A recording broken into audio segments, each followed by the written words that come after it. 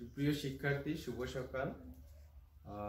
আমরা গত ক্লাসে অর্থনীতি দ্বিতীয় পত্রের দ্বিতীয় অধ্যায়ের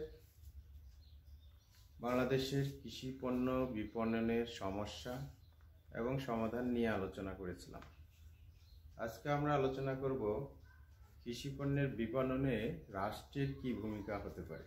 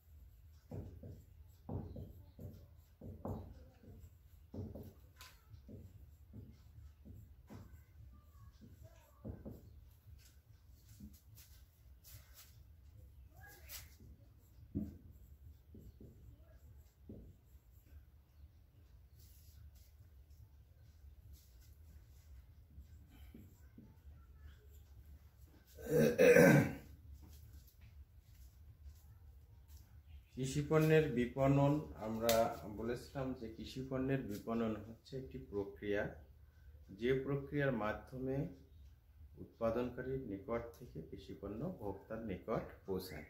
এই প্রক্রিয়ার মধ্যে আমরা বলেছিলাম বিভিন্ন ধাপ রয়েছে: উৎপাদিত পণ্য সংগ্রহ, সেগুলো একত্রীকরণ এবং শ্রেণী বিভাগ করা, নমুনায়ন করা। এছাড়া দেখা গেছে যে সেগুলোর বিভিন্ন বাজার সম্পর্কে তথ্য সংগ্রহ, বিজ্ঞাপন, পরিবহন, ঝুঁকি এবং সর্বশেষ বন্টন ও বিক্রয় ইত্যাদি বিভিন্ন ধাপগুলো অতিক্রম করে বিপণন প্রক্রিয়া সম্পূর্ণ হয়। তো এই বিপণনে বিভিন্ন সমস্যার কথা আমরা আলোচনা করেছিলাম, একই সাথে কিভাবে সমাধান করা যায় সেগুলো নিয়ে আমরা আলোচনা করেছি। আজকে মোটামুটি বলা যায় যে আসলে রাষ্ট্রীয় বিপণন কিভাবে বিপণন ব্যবস্থাকে সহযোগিতা করতে পারে, তা বিপণন প্রক্রিয়ায় রাষ্ট্র কিভাবে অংশগ্রহণ করতে পারে সে বিষয়গুলো নিয়ে আমরা আলোচনা করব। তো রাষ্ট্রীয় বিপণন হচ্ছে সরকার কর্তৃক যখন সরাসরি পণ্য ক্রয় এবং একই সাথে দেশের অভ্যন্তরে বা বিদেশে পণ্য বিক্রয়কে রাষ্ট্রীয় বিপণন বলে। এখন রাষ্ট্র কিভাবে এই বিপণন প্রক্রিয়ার সাথে সম্পৃক্ত হতে পারে সে বিষয়গুলো দেখব।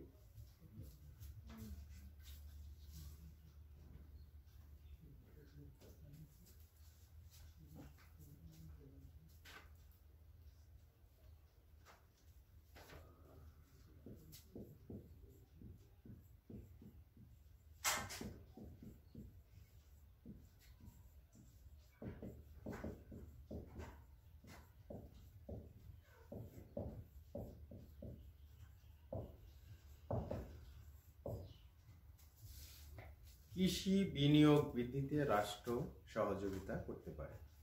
যেমন বাংলাদেশের বিপণন ব্যবস্থা যদি রাষ্ট্র কর্তৃক উন্নত করা হয় বা রাষ্ট্রীয় অংশগ্রহণের মাধ্যমে বিপণন ব্যবস্থা উন্নতি হলে তখন কৃষকেরা তাদের কৃষি পণ্যের ন্যায্য মূল্য পাবে, ফলে তাদের আয় এবং সঞ্চয় বাড়বে। আর যখনই আয় এবং সঞ্চয় বৃদ্ধি পাবে কৃষকের, তখন কৃষক নিজেই কৃষিতে বিনিয়োগ বৃদ্ধিতে উৎসাহিত হবে।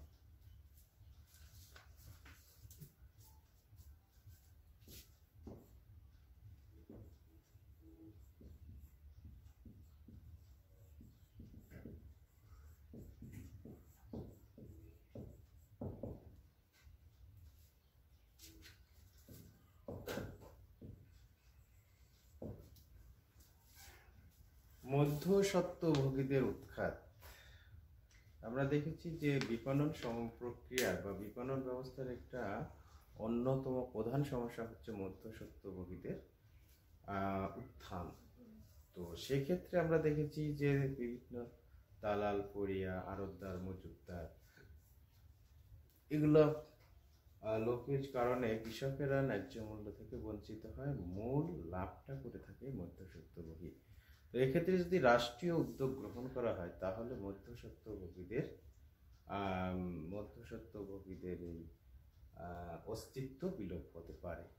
কারণ রাষ্ট্র যদি নিজেই কৃষকদেরকে পণ্য ক্রয় করে সেগুলো বিক্রয়ের ব্যবস্থা করে, অথবা পরিবহনের ব্যবস্থাকে উদ্যোগ নেয়, অথবা স্বল্প খরচে কৃষকদের পরিবহন ব্যবস্থা করতে পারে, তাহলে সেক্ষেত্রে এই মধ্যস্বত্বভোগীদের যে অস্তিত্ব, তাদের যে প্রভাব বিপণন প্রক্রিয়ায়, সেটা অনেকটাই কমে যাবে।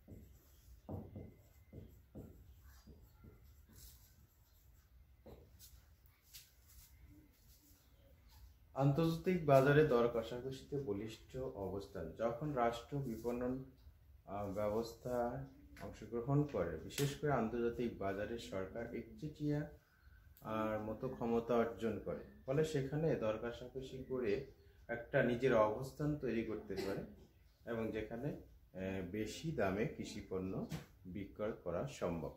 আর বেশি দামে সরকার যখন কৃষিপণ্য বিক্রয়ের ব্যবস্থা করতে পারবে, তখন কৃষকেরাও ন্যায্য মূল্য পাবে।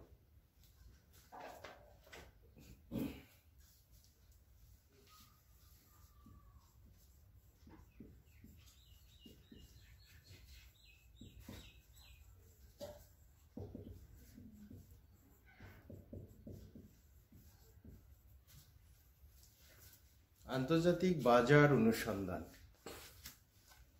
কৃষিপণ্যের আন্তর্জাতিক বাজার অনুসন্ধান একজন ব্যক্তির পক্ষে যেমনটা সম্ভব নয়, ঠিক রাষ্ট্রের পক্ষে ততটাই সম্ভব।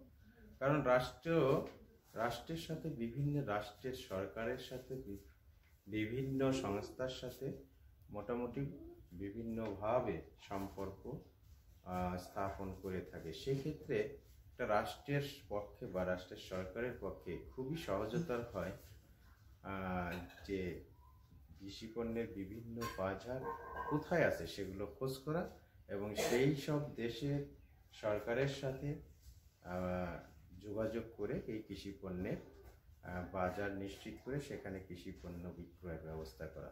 তো এই ভূমিকা, যেহেতু সরকারের বিভিন্ন দেশে দূতাবাস রয়েছে, দূতাবাসের মাধ্যমে হতে পারে, অথবা সরকার ইচ্ছা করলে প্রতি বছর প্রতিনিধি প্রেরণের মাধ্যমে বাজার অনুসন্ধান করতে পারে। তো সেই ক্ষেত্রে একটা বড় ভূমিকা বা বড় পদক্ষেপ নিলে হয়তো কৃষিপণ্যের চাহিদা বেড়ে যাবে। কৃষিপণ্যের চাহিদা যখন বাড়বে, তখন আলটিমেটলি কৃষিপণ্যের দামও বৃদ্ধি পাবে এবং কৃষকেরা ন্যায্য মূল্য পাবে।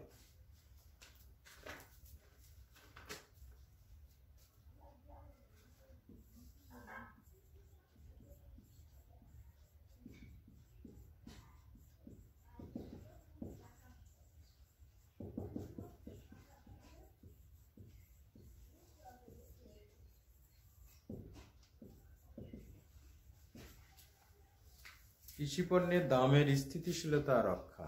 আমরা সচরাচর দেখি যে ফসল ওঠার সময়ে প্রচুর সরবরাহ বেড়ে যায়, তখন ফসলের দাম একবারে কমে যায়।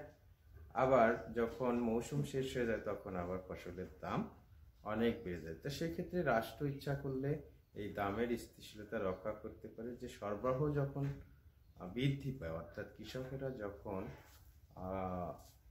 ফসল উৎপাদন করে বাজারে বিক্রির জন্য নিয়ে সে সময় সরকার ইচ্ছা করলে ক্রয় করে তা সংরক্ষণ করে আবার মৌসুম শেষে যখন প্রয়োজন তখন সরবরাহ বৃদ্ধি করলে মোটামুটিভাবে দামের স্থিতিশীলতা রক্ষা পাবে।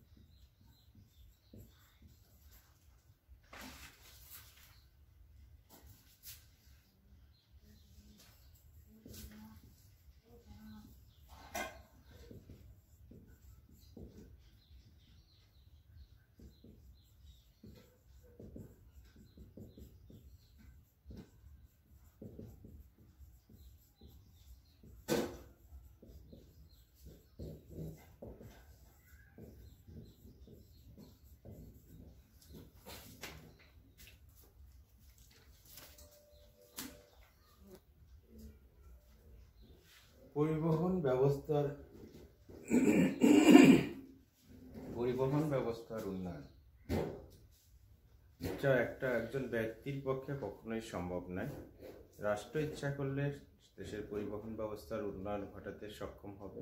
আর পরিবহন ব্যবস্থার উন্নয়ন যখন হবে তখন কৃষকেরা তাদের পণ্য উপযুক্ত বাজারে দ্রুত সরবরাহের মাধ্যমে ন্যায্য মূল্য নিশ্চিত করতে পারবে।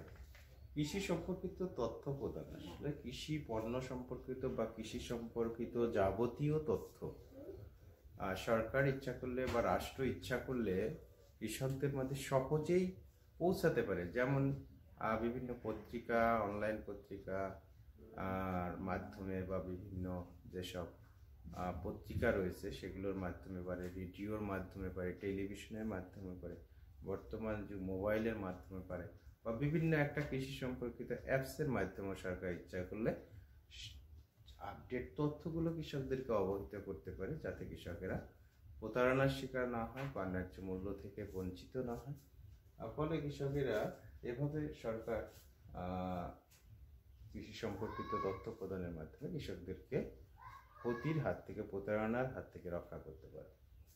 দুর্নীতি প্রতিরোধমূলক ব্যবস্থা, কৃষি সম্পর্কিত আমরা জানি যে সরকার প্রতি বছর কৃষিতে ব্যাপক ধরনের কৃষকদেরকে সহযোগিতা করে থাকে। সেখানে সার দিয়ে, ওষুধ দিয়ে, অনেক সময় কৃষি যন্ত্রপাতি দিয়ে, অনেক সময় কৃষি ঋণ দিয়ে এগুলোকে কৃষকদেরকে সহযোগিতা করতে। সেখানে বড় ধরনের দেখা যায় যে দুর্নীতি লক্ষ্য করা যায়, যে আসলে প্রকৃতপক্ষে নামমাত্র কৃষকরা পাচ্ছে, বাকি সব কৃষক বাদে কৃষক শ্রেণী বাদে অন্য শ্রেণীর হাতে এই সুবিধাগুলো চলে যাচ্ছে। তো সেক্ষেত্রে সরকার কঠোরভাবে মনিটরিংয়ের ব্যবস্থা করলে হয়তো দুর্নীতি প্রতিরোধ করে কৃষকদেরকে সুবিধা থেকে অর্থাৎ সুবিধা দিয়ে তাদের কৃষি বিনিয়োগে বৃদ্ধিতে সহায়তা করতে পারে। তো গুদামের ব্যবস্থা, কৃষক যে পণ্য উৎপাদন করে সেই পণ্যগুলো যে সংরক্ষণের ব্যবস্থা করার মতো একজন দরিদ্র কৃষকের পক্ষে কখনোই সম্ভব না। সেক্ষেত্রে সরকারি উদ্যোগে যদি গুদামের ব্যবস্থা করা হয় এবং একবারেই কৃষকের হাতের নাগালের কাছে সেটা করা হলে স্বল্প খরচে কৃষক সংরক্ষণ করতে পারবে এবং যে সময় মৌসুম ছাড়া অন্য সময়ে কৃষক তখন ন্যায্য মূল্যে বিক্রি করতে পারবে। কৃষিতে ভর্তুকি প্রদান, যখন কৃষি উপকরণ আর মোট ব্যয়ের একটা অংশ যখন সরকার গ্রহণ করে থাকে বা সরকার প্রদান করে থাকে তখন সেটাকে বলা হয় ভর্তুকি। আর প্রত্যেক বছর বাজেটে সরকার কৃষিতে ভর্তুকি প্রদান করে থাকে। তো সেভাবে সরকার যদি কৃষিতে ভর্তুকি প্রদান করে থাকে বা ভর্তুকির পরিমাণ বাড়াতে থাকে তখন এই সুবিধাটা ভোগ করে মূলত কৃষক, কারণ তখন কৃষকেরা স্বল্প মূল্যে তাদের উপকরণ ক্রয় করতে পারে। আর স্বল্প মূল্যে উপকরণ ক্রয় করলে তাদের উৎপাদন খরচ কম হয় এবং উৎপাদিত ফসল থেকে তারা বেশি লাভবান হবে। কৃষি পণ্য সহায়ক শিল্প স্থাপন, কৃষি অর্থাৎ যেসব শিল্পে কৃষি পণ্য ব্যবহৃত হবে সেই সব শিল্প স্থাপনে সরকারকে উদ্যোগী নিতে হবে, উদ্যোগ গ্রহণ করতে হবে, পাশাপাশি বেসরকারি উদ্যোগকে উৎসাহিত করতে হবে এবং তাদেরকে বিভিন্ন ধরনের সুবিধা প্রদান করতে হবে। এই ছিল মোটামুটি আমাদের রাষ্ট্র কিভাবে কৃষি পণ্য বিপণনে সহায়তা করতে পারে। এবার আমরা দেখব যে বাংলাদেশের যে কৃষি খামার রয়েছে সেই কৃষি খামারের বিভিন্ন যে প্রকারভেদ রয়েছে সেই প্রকারভেদগুলো নিয়ে আমরা আলোচনা করব।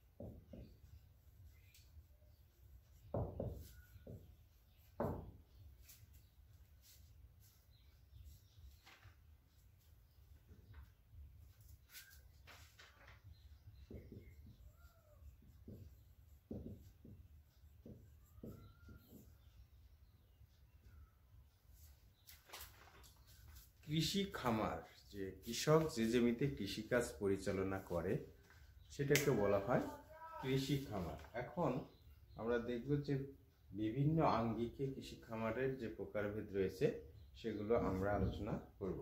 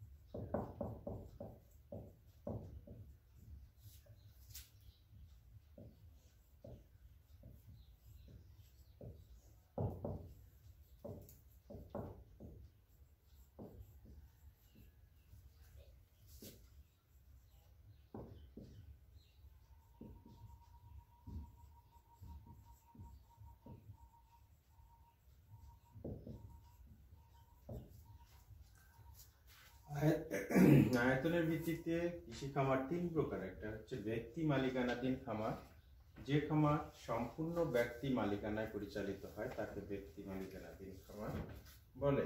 সমবায় খামার,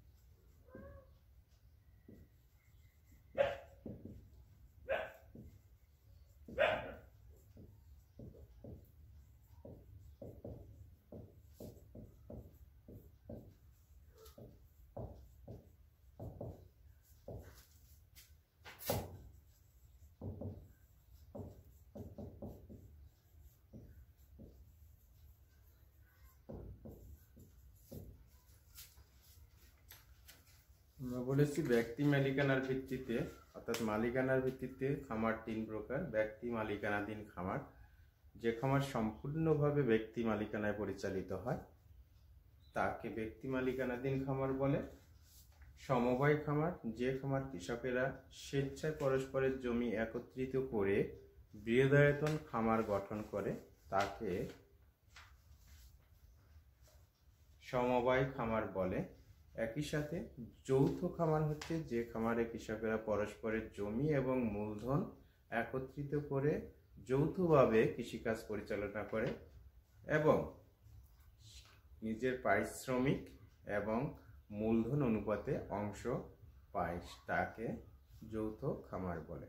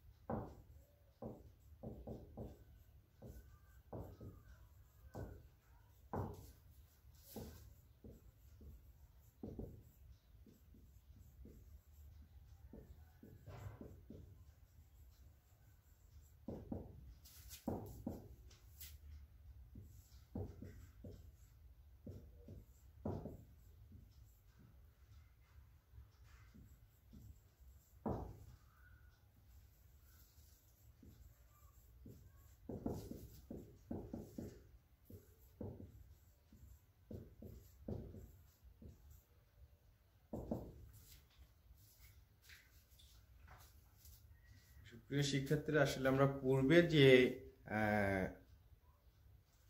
খামারের শ্রেণী বিভাগটা করেছিলাম সেটা ছিল মালিকানার ভিত্তিতে খামার তিন প্রকার। একটা ছিল ব্যক্তি মালিকানাধীন খামার, একটা ছিল সমবায় খামার, একটা ছিল যৌথ খামার। তো এখন আমরা দেখছি যে আয়তনের ভিত্তিতে খামার প্রধানত দুই প্রকার। এটা হচ্ছে ক্ষুদ্রায়তন খামার, যেটার আয়তন হবে 0.50 থেকে 2.49 একর। 0.50 থেকে 2.49 একর এ ধরনের আয়তন বিশিষ্ট খামারকে বলা হয় ক্ষুদ্রায়তন খামার। বৃহদায়তন খামার হচ্ছে যে 7.5 একর বা 7.5 একরের বেশি আয়তন বিশিষ্ট খামারকে বলা হয় বৃহদায়তন খামার। এছাড়া দুই ধরনের খামার রয়েছে। প্রান্তিক খামার, যার আয়তন 0.5 থেকে 0.49 0.05 থেকে 0.49 একর, এটা হচ্ছে প্রান্তিক খামার। মাঝারি খামারের আয়তন হচ্ছে 2.50 থেকে 7.49 একর। তো এটা ছিল আয়তনের ভিত্তিতে খামার শ্রেণী বিভাগ।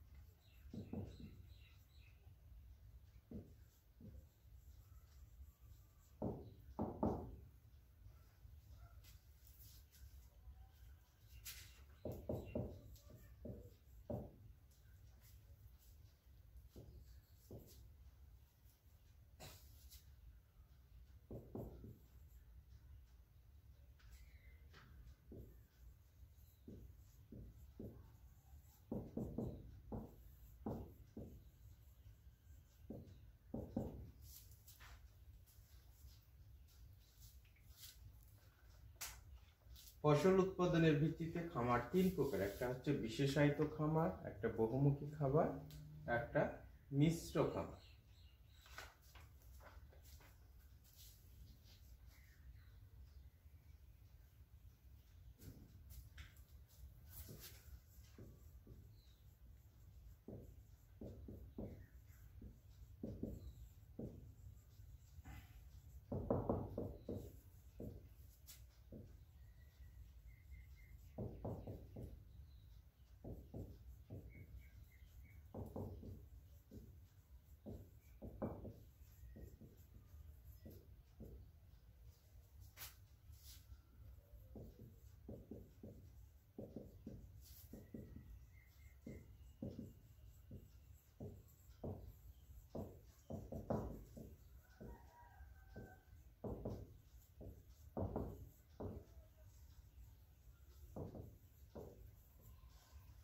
যে খামার কোনো বিশেষ ফসল উৎপাদনে নিয়োজিত থাকে তাকে বিশেষায়িত খামার বলে।